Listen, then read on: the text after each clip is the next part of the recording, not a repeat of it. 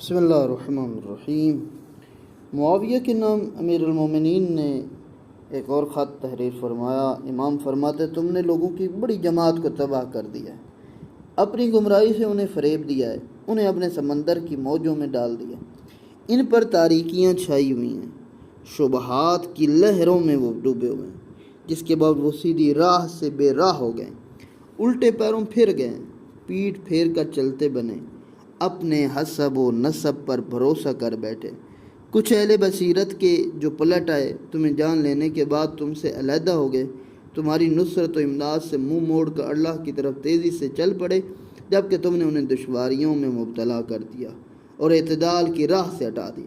اے معاویہ، اپنے بارے میں اللہ سے ڈرو، اپنی مہار شیطان کے ہاتھ سے چھین لو، کیونکہ دنیا تم سے بہرحال قطع ہو جائے گی اور آخرت تمہارے قریب پہنچ چکی۔